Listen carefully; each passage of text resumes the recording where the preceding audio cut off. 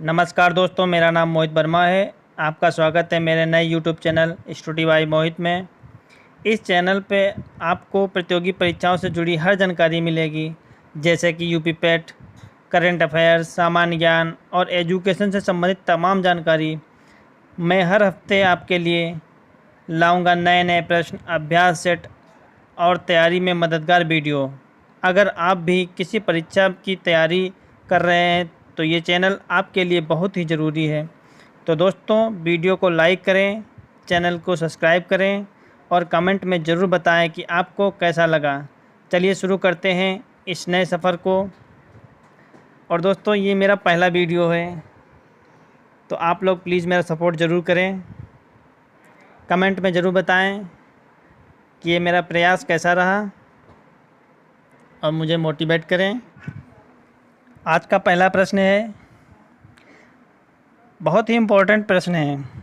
ये प्रश्न कई बार परीक्षाओं में रिपीट हुए हैं।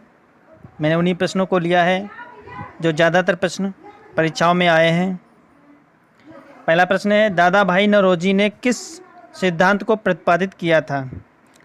पहला ऑप्शन है स्वदेशी सिद्धांत, बी ऑप्शन है सुराज सिद्धांत, सी ऑप्शन है ड्रेनेज थ्योरी और डी ऑप्शन है आर्थिक आत्मनिर्भरता। तो इसमें देखो, ऑप्शन तो सही हमें पता चल गया इसमें, क्योंकि लिख रखा है मैंने। उसके बाद मैंने व्याख्या जो दे रखी वो बहुत इंपॉर्टेंट है, उससे हमें एक दो प्रश्न और मिल जाएंगे। तो व्याख्या जरूर पढ़ना हर प्रश्न की। देखो, इसमें व्याख्या कह रहा है, दादा भाई नौरोजी ने ड्रेनेज थ्योरी के माध्यम से ब्रिटिश शासन द्वारा भारत से धन के निष्कासन को समझाया। तो इसमें हम पता चल गया मुझे पहला ऑप्शन। ठीक है, इसके बाद हम अगले प्रश्न पे चलते हैं। अगला प्रश्न है, सुभाष चंद्र बोस ने आज़ाद हिंद फौज का गठन कहाँ किया था? देखो, ये तो प्रश्न कह रहा है कहाँ किया था, लेकिन इसमें हमें और भी जानकारी मिलेगी। ऑप्शन है जापान, जर्मनी, बर्मा और सिंगापुर। उत्तर तो मुझे पता चल गया सिंगापुर है। देखो, उत्तर पता चल गया सिंगापुर है, लेकिन इसमें ये कह रहा है कि 1943। अब सन भी मुझे पता चल गया। ये तो पता चल गया कि सिंगापुर में, इसके साथ में सन भी पता चल गया कि 1943 में सिंगापुर में बोस ने रास बिहारी बोस से आज़ाद हिंद फौज की कमान ली और इसे पुनर्गठित किया। इसी तरीके से अगला क्वेश्चन है, और हम कोशिश करेंगे कि कम समय में ज़्यादा प्रश्न दे सकें। अगला प्रश्न है, भारतीय संविधान का कौन सा अनुच्छेद अनुच्छेद 32 का समर्थन करता है? अनुच्छेद 226। व्याख्या इसकी ये कह रहा है, अनुच्छेद 226 के तहत उच्च न्यायालयों का मौलिक अधिकारों की रक्षा हेतु रिट जारी करने की शक्ति दी गई, जैसे अनुच्छेद 32 में सुप्रीम कोर्ट को दी गई। ठीक है, अगला प्रश्न। अब टिक क्या लगाना, तो टिक लगाए इसमें। अगला प्रश्न ये कह रहा है, किसे भारतीय सविनय अवज्ञा आंदोलन का अंतर्राष्ट्रीय प्रेरणा स्रोत माना जाता है? Abraham Lincoln, Nelson Mandela, Henry David's, Martin Luther king. अब देखो, इसकी व्याख्या जरूर पढ़ना है। व्याख्या कह रही, गांधी जी ने सविनय अवज्ञा आंदोलन की प्रेरणा अमेरिकी विचारक थोरो यानी हेनरी डेविड थोरो के सिविल डिसोबीडियंस सिद्धांत से ली।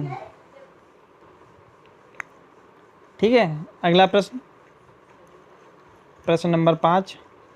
भूकंप की तीव्रता को मापने के लिए किस पैमाने का प्रयोग होता है? इसमें देखो, ऑप्शन में रिच्ट स्केल का उपयोग भूकंप की तीव्रता मापने के लिए किया जाता है, जिसकी सीमा 0 से 10 तक होती है।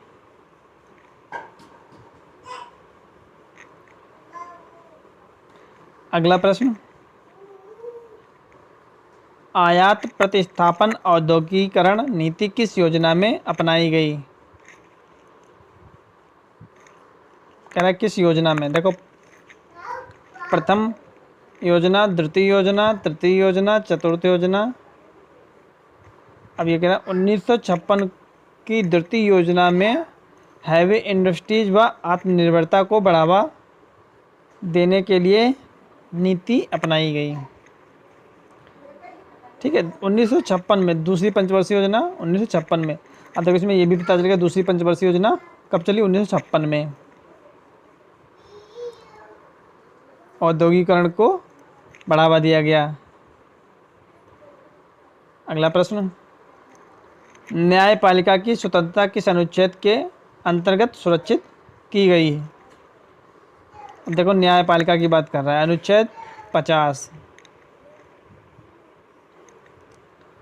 अनुच्छेद 50 व्याख्या कह रहा है, अनुच्छेद 50 राज्य के नीति निर्देशक तत्वों में न्यायपालिका और कार्यपालिका के पृथक्करण की बात करता है। अनुच्छेद 50।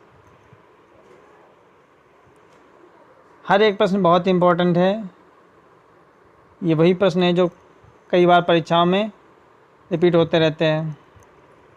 अगला प्रश्न है, इंटरनेट पर डेटा को सुरक्षित करने के लिए कौन सी तकनीकी उपयोगी होती है? देखो, अब इसमें एन्क्रिप्शन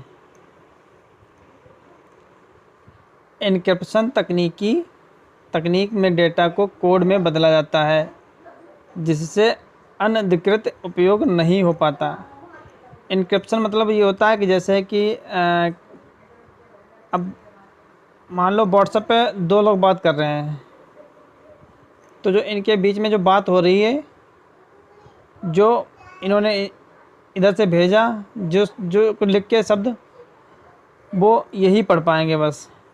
अगर दूसरा कोई पढ़ेगा तो वो इनक्रिप्ट हो जाएगा, मतलब उसको कोडिंग कर देगा। जैसे स्टार हैज कॉमा, आप जानते हैं ना, कोडिंग वगैरह बना देगा। इसे हम ये नहीं जान पाएंगे इसने क्या लिखा है। ठीक, इसे कहते हैं इनक्रिप्शन। अगला प्रश्न, 3 प्रमुख ऋणदाता संस्थाएं में भारत का सबसे बड़ा ऋणदाता कौन है? देखो, ये तो पता ही है सबको, वर्ल्ड बैंक।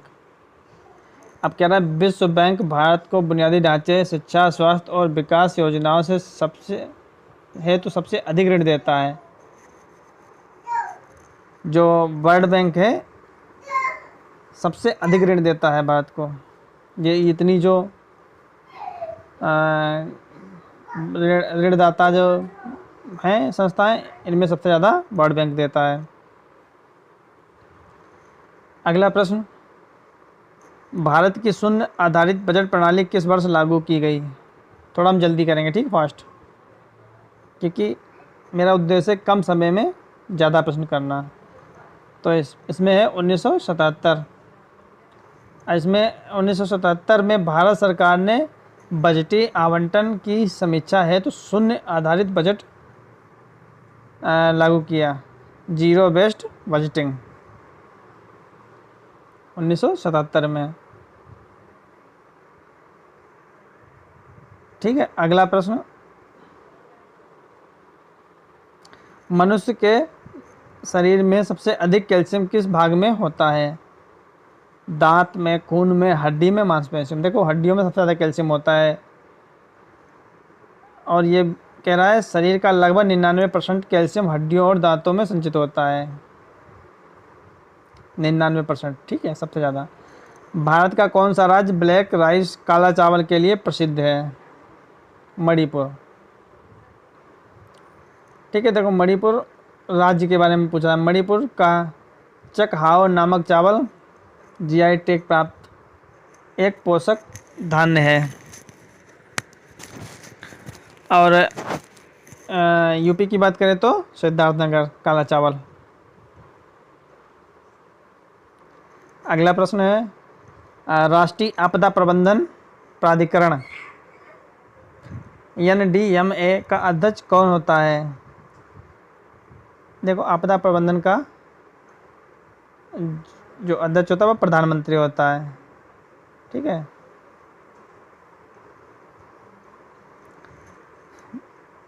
देखो, महाभारत से क्वेश्चन आ गया। महाभारत में भीष्म पर्व किस युद्ध को दर्शाता है?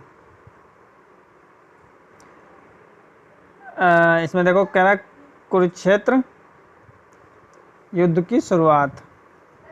भीष्म पर्व महाभारत का छठा खंड है जिसमें युद्ध का प्रारंभ वर्णित है। ठीक है, भीष्म पर्व में वर्णित है। अगला प्रश्न है,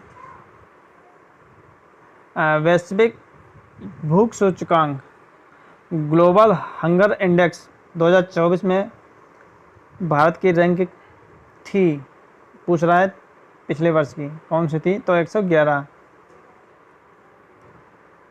ठीक है, 111, जो कि चिंताजनक है।